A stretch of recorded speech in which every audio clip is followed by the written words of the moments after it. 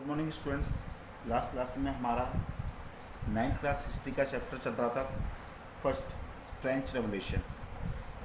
Last classes में या last video में हम लोगों ने जैकोबिन क्लब्स के बारे में पढ़ा था और हम लोगों ने ये पढ़ा था कि कैसे वहाँ पर फ्रांस एक रिपब्लिक कंट्री बना था। क्लियर है? वहाँ हमने देखा था कि जो जैकोबिन क्लब था वो पावर में आ गया था और वहाँ पर कन्वेंशनल असेंबली बनी थी। कन्वेंशन बन गया था। कन्वेंशन में आपको बता चुका हूँ कि नई असेंबली बनी थी, नेशनल असेंबली को हटाने के बाद में वो था। और मैंने बताया था जब रिपब्लिक बन गया था फ्रांस, तो उस रिपब्लिक में यानी कि जो हेड था वो लोगों के द्वारा इलेक्ट किया जाता था। तो ये जो इलेक्ट करके जो हेड बनाया गया, ये हेड कौन बने? ये हेड बने जैकोबिन क्लब के जो हेड थे मैक्सिमिलियन रॉबेस्पियर। क्लियर है? तो जो मैक्सिमिलियन रॉबेस्पियर का जो समय रहता है, जो टाइम रहता है, जिस टाइम पीरियड में वो यानी कि मैं कहता हूँ जिस समय जैकोबिन क्लब का डोमिनेशन रहता है किस पर, फ्रांस में, या मैं कहूँ कि जिस समय पर जैकोबिन क्लब में भी कौन सा, जिस समय पर रॉबेस मैक्सिमिलियन का रूल रहता है, उस समय फ्रांस की कंडीशंस कैसी होती है वो हम लोग इस वीडियो के अंदर पढ़ेंगे। वो जो पूरा समय है, पूरा जो टाइम है, उसको बोलते हैं रेन ऑफ टेरर। रेन मतलब यहाँ पे, रेन का मतलब यहाँ पे बारिश वाला रेन नहीं है, रेन मतलब यहाँ पे है समय से, जो समय था। क्लियर है? समय ऑफ टेरर। टेरर का मतलब हो गया डर का, खौफ, खौफ का समय। अब खौफ का समय क्यों? इस समय को जो जैकोबिन क्लब्स का समय रहा, जो मैक्सिमिलियन रॉबेस्पियर का जो रूल रहा, उस समय को रीजन ऑफ टेरर क्यों बोला गया, खौफ का समय क्यों बोला गया, वो मैं यहाँ पे हम लोग इस वीडियो के अंदर पढ़ेंगे। देखिए, मैक्सिमिलियन रॉबेस्पियर जब रूल में आए, जब मैक्सिमिलियन रॉबेस्पियर का रूल स्टार्ट हुआ, तो मैक्सिमिलियन रॉबेस्पियर ने बहुत सारी चीज़ें ऐसी कर दी, बहुत सारी उन्होंने इक्वलिटी लाने की कोशिश की, उन्होंने सोसाइटी के अंदर इक्वलिटी लाने की कोशिश की। लेकिन उन्होंने जो इक्वलिटी लाने की कोशिश की सोसाइटी के अंदर, उसके अंदर उन्होंने बहुत स्ट्रिक्टली चीज़ों को लागू किया। बहुत स्ट्रिक्टली कैसे लागू किया वो हम लोग यहाँ पर देखते हैं कि पीरियड बिटवीन द 1793 टू 1794, कब से कब तक का समय रहा? ये एक साल का समय रहा, 93 से 94। देखिएगा, शुरू से मैं समय को आपको समझाता हूँ थोड़ा सा।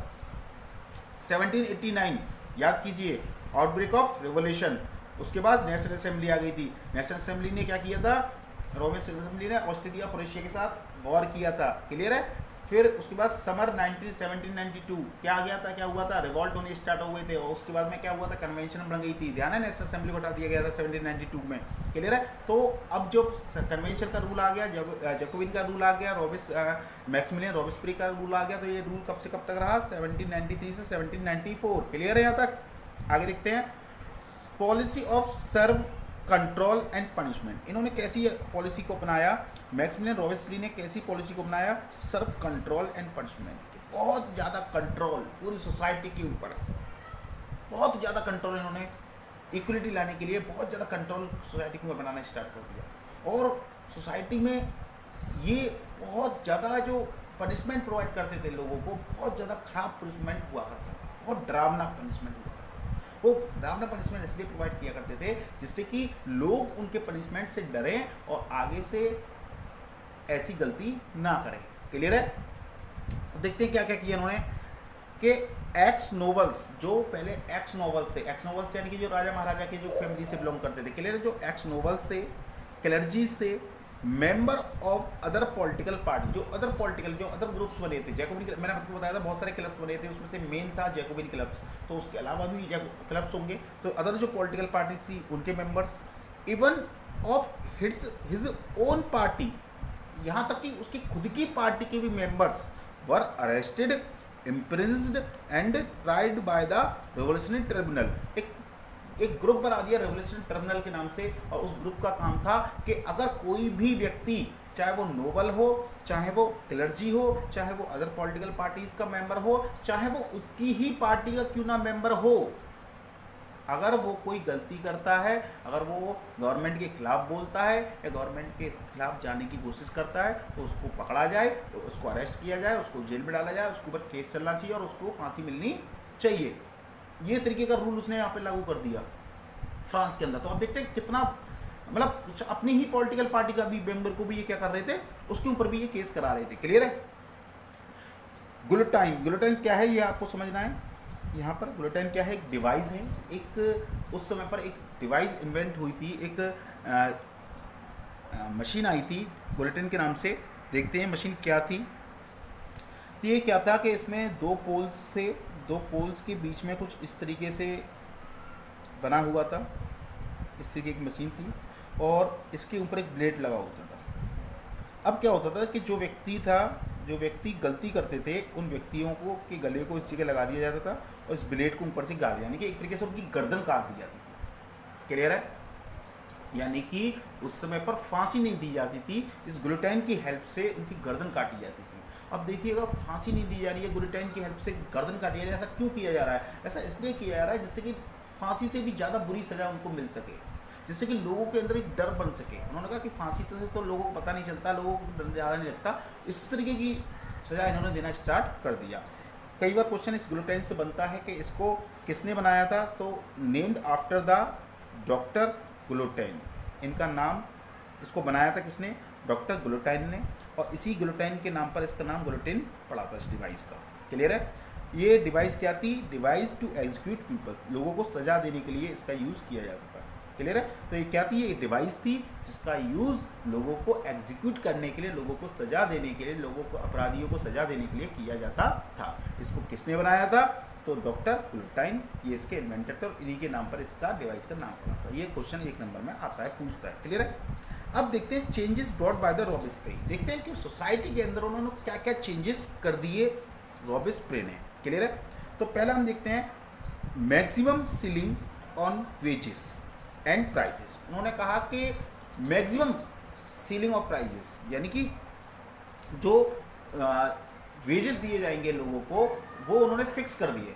वो उन्होंने फिक्स कर दिया कि मैक्सिमम करके कि ज़्यादा से ज़्यादा इतने पैसे इनको दिए जा सकते हैं, यानी कि जो वर्कर्स जो काम करेंगे उनको ज़्यादा से ज़्यादा पैसे दिए जाएंगे, लेकिन फिक्स कर दिया उन्होंने प्राइस। क्लियर है? तो maximum ceilings of wages and price. Clear है?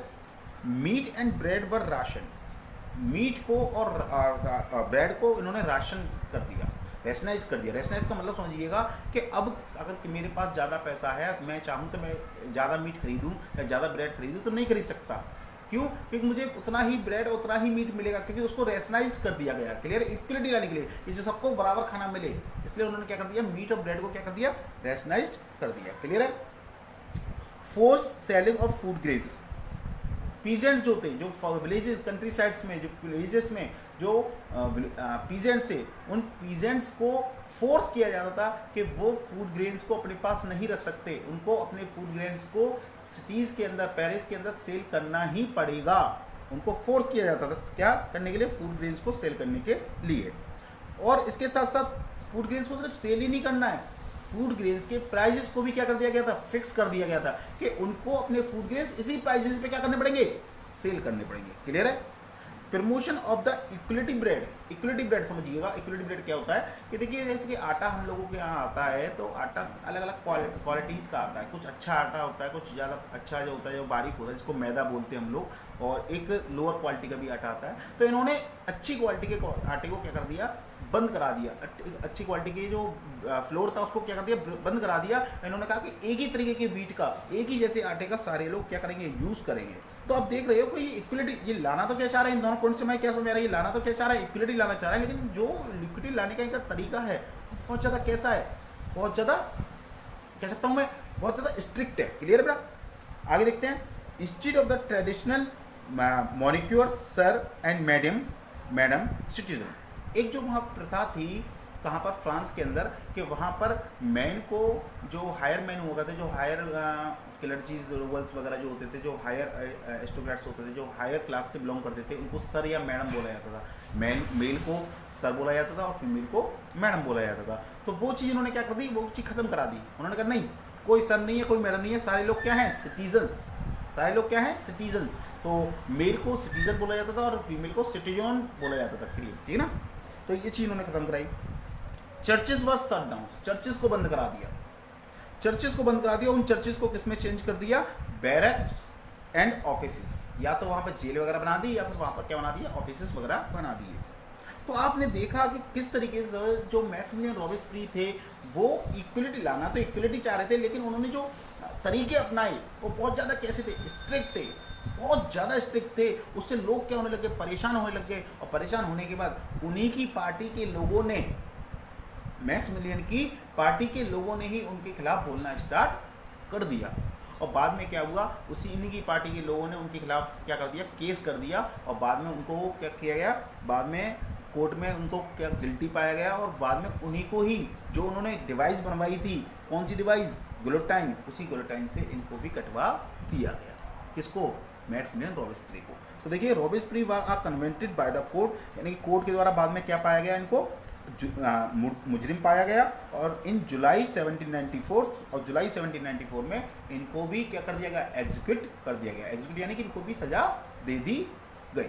तो यहाँ पर हम लोगों ने देखा कि जो मैक्सिमिलियन रॉबेस्पियरे का जो पूरा समय रहा, जो टाइम पीरियड रहा, उस पूरे टाइम पीरियड को हम लोग क्या बोलते हैं, रीजन ऑफ टेरर। ये एक अलग टॉपिक है बेटा, इससे एक पर्टिकुलर क्वेश्चन आता है 5 नंबर में, क्वेश्चन पूछ सकता है कि फ्रांस में रीजन ऑफ टेरर किस समय को कहा गया है और उसमें अंदर क्या क्या हुआ, तो उसके अंदर हम ये सारी चीज़ें लिखेंगे कि रीजन ऑफ टेरर किसके, मैक्सिमिलियन रॉबेस्पियरे के समय को कहा गया है। ये कब से कब तक रहा, 1793 से 1794 तक रहा।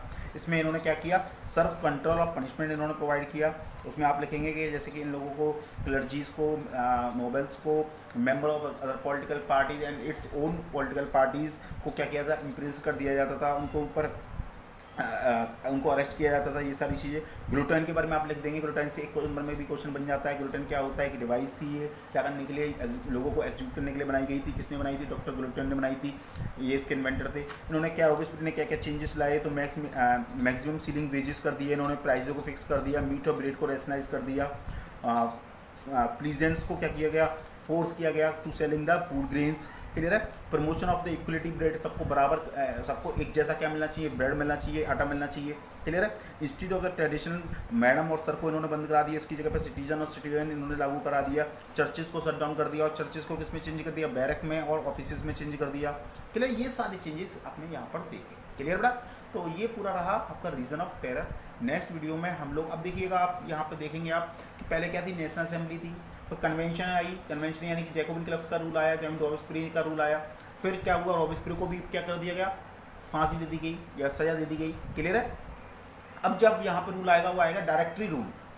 अब फ्रांस के अंदर क्या आएगा, डायरेक्टरी रूल आएगा, और नेक्स्ट वीडियो के अंदर हम उसी डायरेक्टरी रूल के बारे में पढ़ेंगे कि डायरेक्टरी रूल क्या था, इसके अंदर क्या क्या हुआ।